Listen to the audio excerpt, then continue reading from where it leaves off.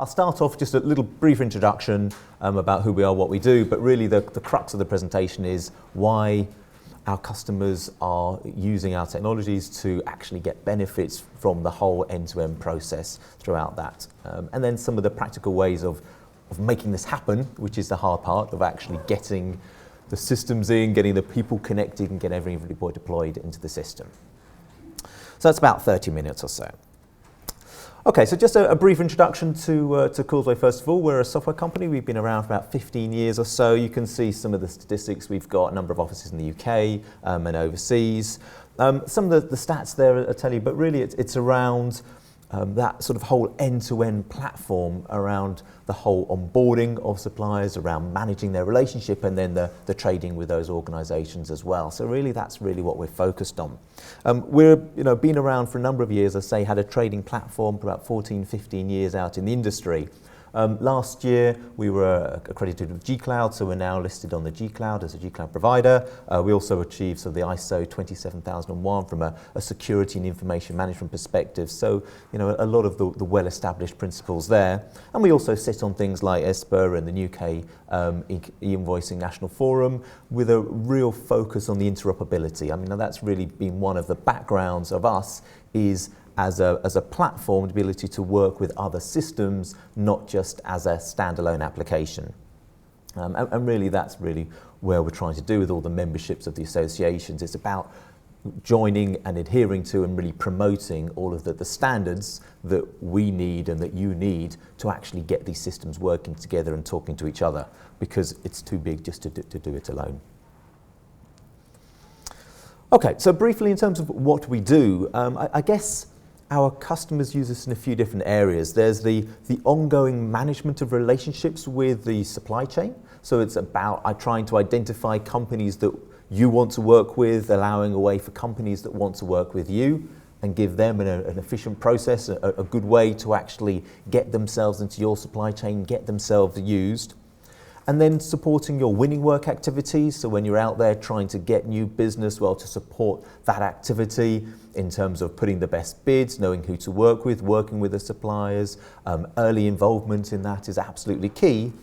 And then winning the projects and then delivering that work right the way through that process of finding the right companies to use with, managing that tendering, going out to them, getting prices, getting estimates, getting quotations.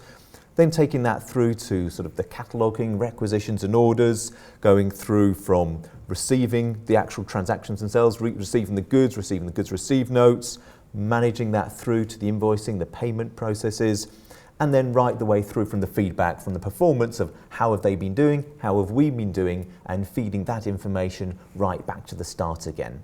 So I'm not going to cover what we do in any more detail than that, but really just to say we're looking at this end-to-end platform from winning work to delivering work and then that feedback loop in again. And we do that through a number of technologies. One of these is the Tradex platform at the heart of that, and as with everything, the cloud-based, the connecting suppliers is at the heart of that. But really what I want to focus on today is why are we doing that? Why are our customers, why are people doing this in the industry, and what's driving that? So there's a few different areas, as you can see. We often use the term of digitizing the front office and this idea of going digital. There's been a few examples today of companies where they've seen an industry and taken a marketplace, and that's really transforming the traditional ways of working and moving that into the digital ways is absolutely disrupting the way that certain organizations and certain industries are working.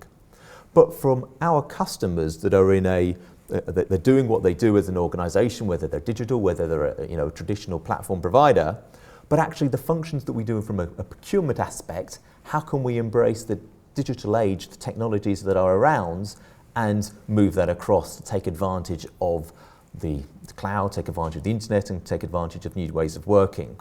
So looking at traditional ways of working, from receiving inquiries in, from a letter, we don't get letters anymore, phone, email, however that works, but actually then moving that to providing our customers to have a more of an online experience, have an online presence, so that it's much easier to distribute requests, so you're the right person, or we've got category managers that need to review requests, approve requests. In an online platform, that's a much easier way to accept these requests and to be able to filter them through.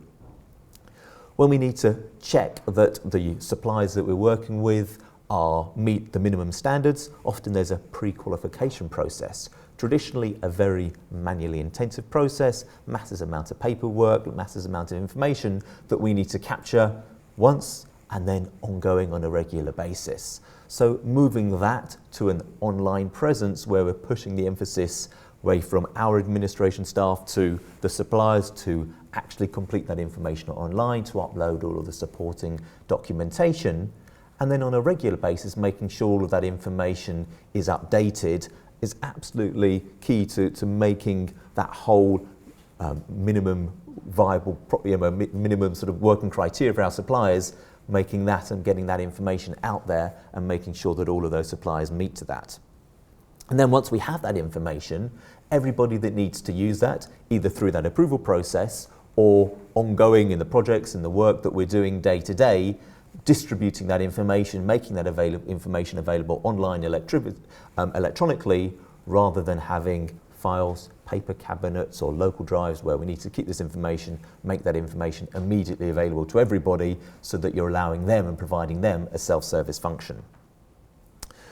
When we then start to move into the winning work and we're starting to bid for work and we need our suppliers to actually bid for work themselves, the traditional way of printing out all of the information, the specifications that are needed to get those organisations to price for, to actually sort of quote for that work, well, actually taking advantage of a digital age means that not just email and not just a USB stick that then goes in the post, but actually an online portal where they can come into, they can pick up the information, decide to bid, no bid, you can see where they're most interested, you can get feedback from them, we can receive immediate feedback on whether they are interested to bid, whether we need to put more suppliers into that process as well, is a much more efficient process rather than waiting 3 weeks and just not seeing anything through the post. Getting much more collaboration is really where we can start to digitise that process and move it across. Traditionally, see a lot of our customers are working in what we'd say ad hoc feedback. So distributed organisations, global companies, national companies, where they're working with a supply chain and they've had a poor experience of a particular supplier, and then we know somebody in a different office or working on a different project is actually using that supplier or having a completely different experience. And a lot of that information that's traditionally been captured has been perhaps paper format or perhaps a spreadsheet that's been emailed somewhere, and certain people know that information, and if you'd have spoken to that right person, well then would have captured a lot of information and we wouldn't have used that supplier again. So in the new digital world, well actually an online environment where we're consistently capturing that information, making that information immediately available to everybody when they're then looking for that next supplier is absolutely key to then completing that feedback loop and getting that information back in again. And then some of our customers are going a little bit beyond that and actually getting 360 feedback. So not just about our customers rating their suppliers, but vice versa, to really do the partnering and to really go for that improvement aspects. And then we start trading with these companies and we start delivering orders, we start receiving invoices, or we start getting acknowledgements, any of those documents, high volume, or just that process of printing, posting, distributing, and then receiving, rekeying information is wholly inefficient. And it was fine, when it was a paper-based world, but every single invoice, every single document comes out of an electronic system. Really, the true benefits are about not having to go to that manual paper in the middle and take it from one digital system completely into another digital system without the mistakes, without the rekeying information, and without any effort in there. So all of that is really about trying to improve this idea of less chasing of phone calls, less time, where is that supplier, who can I use, where's my invoice, have I been paid? All of those processes get totally eliminated with making this information available online all the time, just completely reducing that manual effort, that manual time, that manual process. So it's quite an ambitious place to get to, but this is where we're seeing. So that's, I guess, one aspect of the vision. Why do people want to do that? To embrace these technologies.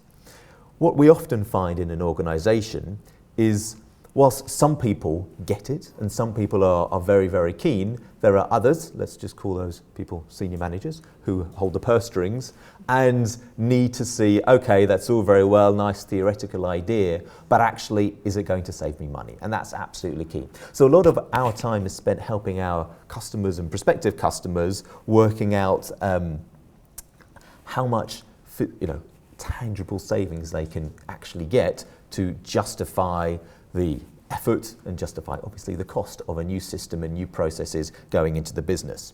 And we do that in a number of different ways. So one particular example, and this is a real example from a customer that's now live in the system, is this slight spin of a cost of doing nothing, where we will work with our organisation, work with our customers to say, okay, how do you do things today? Is that the best way of doing it in this new digital age? What could be different? So if you're currently scanning in invoices, rekeying them, perhaps there's a bit of automation going on there. If that transformed to purely digital, what would that mean? Those people that are doing that process, what could they be doing? What value-added business could they be doing? In terms of paper, well, clearly not having to store paper is not having to post paper. There's immediate tangible benefits there. In terms of the communication with our internal colleagues about approving invoices, about approving purchase orders, well, can we reduce that time? Can we reduce, what is the actual impact? And so we use this mechanism of actually detailing point by point basis, how are we working today? What is the potential? What's the actual cost involved in that in terms of time, in terms of physical, actual sort of printage, postage, storage, all of those aspects. And it just allows people to argue with it, absolutely fine. You can say, well, no, I don't think I'm going to save 100%. It might only be 90%, 80%, absolutely fine. But at least we've got some science behind that approach of actually demonstrating real life benefits, which to a lot of organisations is absolutely key when you're balancing priorities.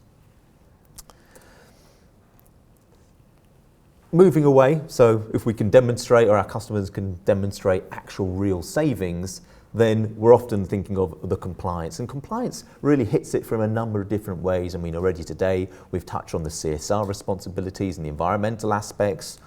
But compliance in terms of, are all of the suppliers that we're working with maintaining valid insurance? Are they maintaining the credentials that we need? Are they've got the environmental standards, the credentials, the anti-bribery, all of those minimum standards that are needed from us to be able to demonstrate that right the way down the supply chain is absolutely key.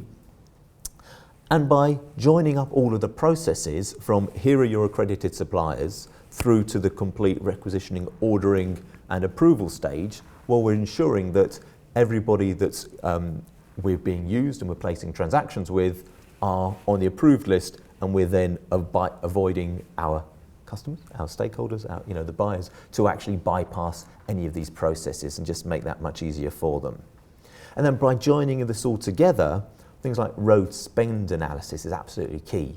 Are we actually spending the money, placing those orders with our preferred companies? Can we look at the transactions that have been placed, either before they're spent in terms of the order approval, or as lessons learned in terms of the invoices that we're receiving, and actually identify, well, are we putting the money in the right categories? Are we putting them to our preferred supplier list, or are those spends going in other places? So there's a number of different aspects that we look at when we look at the compliance areas.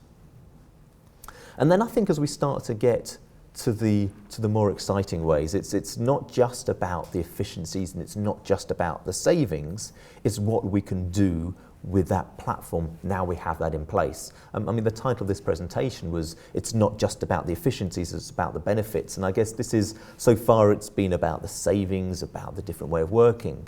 But then once we have this joined up environment, what it allows us to do is to demonstrate closer working relationships, to be able to get better relationships with our supply chain. It allows us to perhaps in some cases reduce the number of suppliers that we want to work with, because we can identify the better performing ones, identify the ones that we do need, so cut down that list that we're working with. conversely, on the other hand, we have our customers are saying, well, actually, sometimes we need to increase the number because we've been using these suppliers for years and years and years. We want a nice, quick process to be able to onboard new companies more quickly, to be able to see if we can get better innovative ideas coming through, if we can get better costs coming through. So it's just allowing us to take our strategic decisions and to be able to use that data and react with it. And then ultimately, it's about, can we identify those new ways of working? So we've got those efficiencies, we've got the processes in the way that we want to work. I think in the keynote speaker, the term agile was used, and we use that an awful lot internally as well. But how can then we find new ways and better ways of working with our customers, with our suppliers, through demonstration of best practice, through putting in this ideas of, well, maybe there's sort of online catalogs. This has one idea of our customers are using at the moment of, making it much easier for their customers to procure from them rather than their competitors.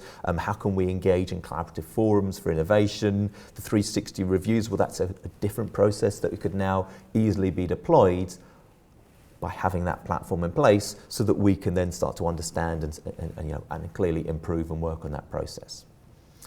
So that's, I guess, some ideas of why people are doing that, trying to look at, taking advantage of the modern technologies, looking at the efficiencies that we can get, and then demonstrating, well, with kind of doing what we do now, doing that better, where can we go next with that? And really, that's what these technologies, that's what these platforms are aiming to support, and what our customers are doing. It does sound a little scary, and it does sound for a lot of our customers when we start to say, well, actually, you're not going to be receiving paper anymore. Let's start to receive these things electronically. Let's get rid of those manual processes. Let's automate that. There's a natural tendency, well, this is how we've always done it. It does sound like a very scary approach. And so we've been doing this for a number of years. We understand that this is a challenge.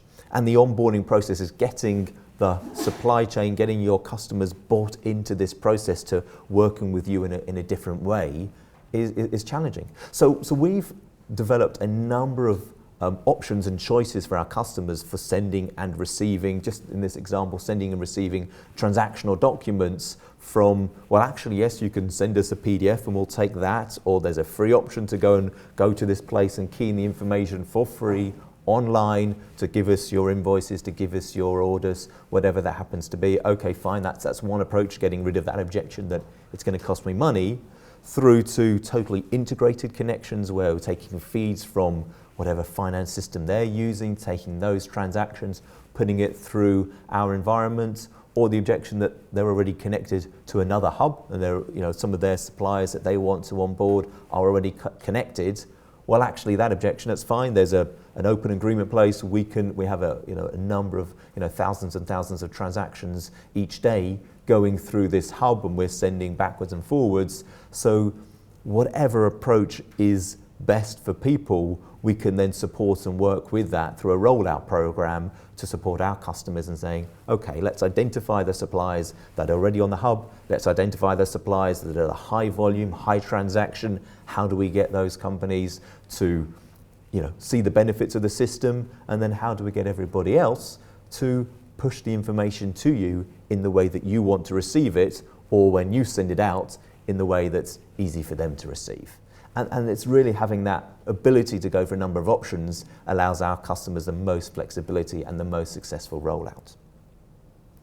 So that's a few different ways I guess, that we're finding we need to be flexible, we need to adapt, and we need to actually provide different ways for you to support your customers. So just finally, who else is doing this already, I guess is always a question. And we have thousands of customers. Just picking, one example, and then I'll point you in the direction for others. But to use an example of Carillion. So Carillion, you may be aware of them as an organisation, but you've certainly seen a number of their buildings that they've built, or a number of the buildings or assets that they maintain.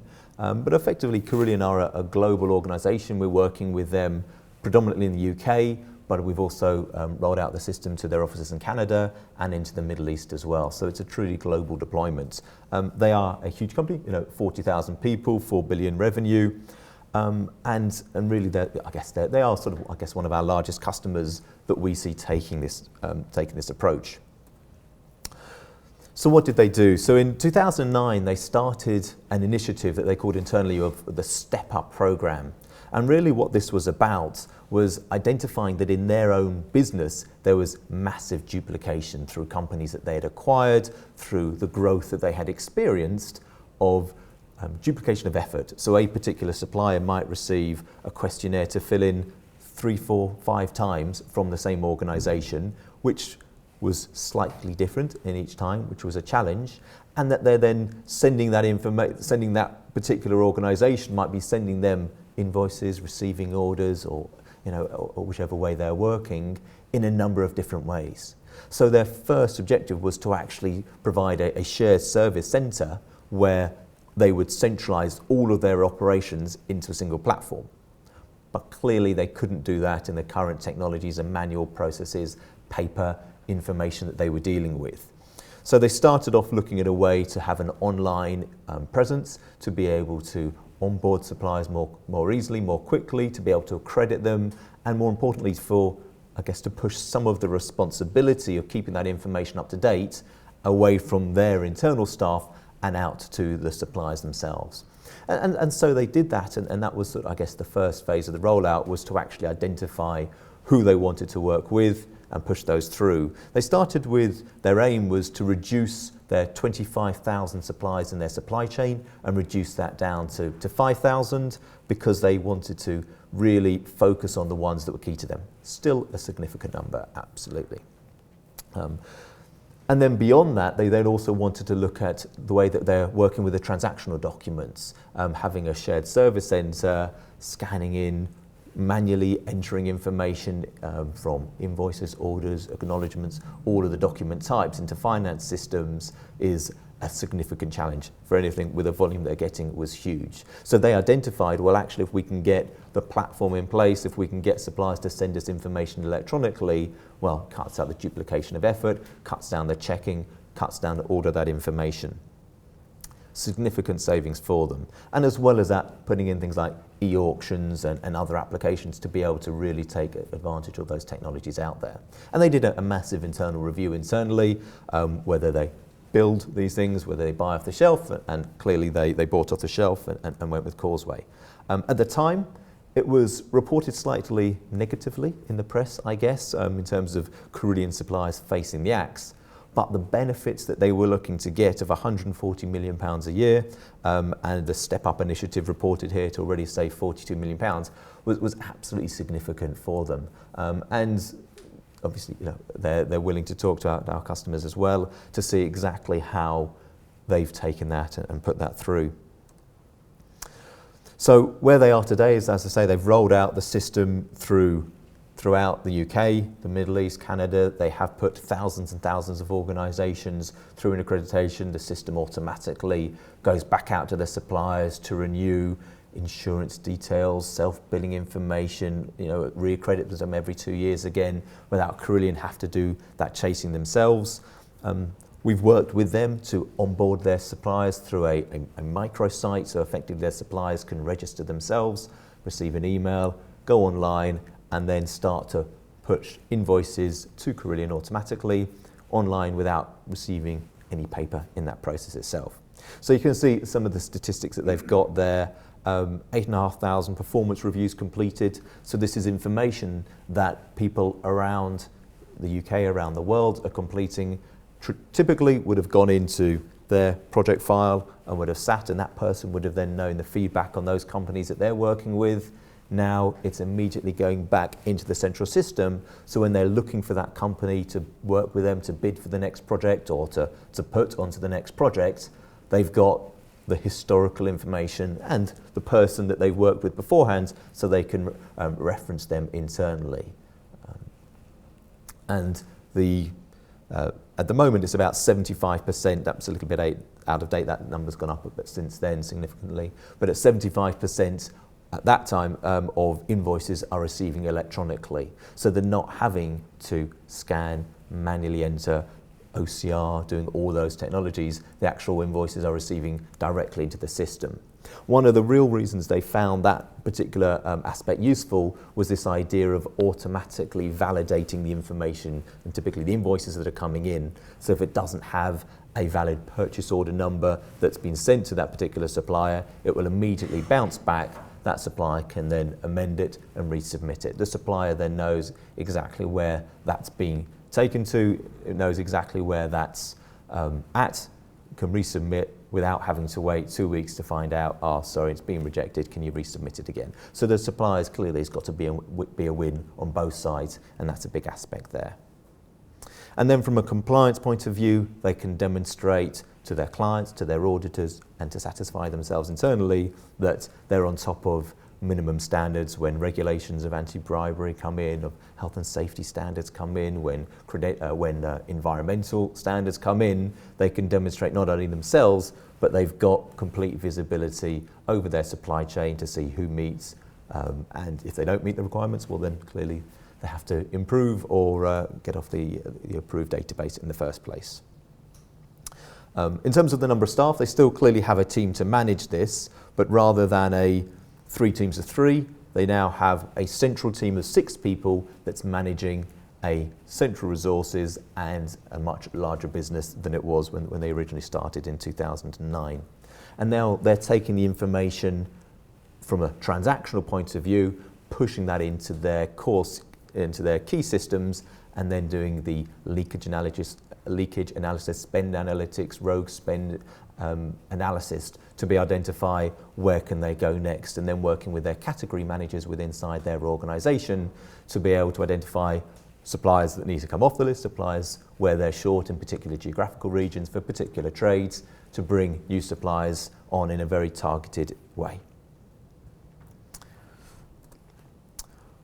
Okay, on our website we do have another example of McNicholas. McNicholas have been a little bolder in terms of mandating the use of the system, so they were at 97% of invoices they were receiving, it was coming through the trading hub, so that it was going directly into their finance system. It's a video that's on our website. I don't have time to play it just at the moment, but please, it's on YouTube or links off our website, or we have some information about that on our stand as well. And I think the significant difference that they were saying was they've put in IT systems before, they rolled things out with this Tradex, with our platform here, the Tradex platform. It was one of the easier deployments that they did from their point of view, because the system's connected automatically, and it was the one that they wished they hadn't been so timid about in the first place, and just wanted to mandate everybody was getting in that process and everybody submitting their transactions in that way. So with that, just like to say thank you very much. Hopefully that gave you a little bit of an insight to who we are, but more importantly, why our customers are getting involved in any one part of the process, or trying to be braver and go to the end-to-end process, and actually some of the ways that you can measure, demonstrate benefits, and some of the real-life examples and benefits that our customers are getting. Thank you very much indeed.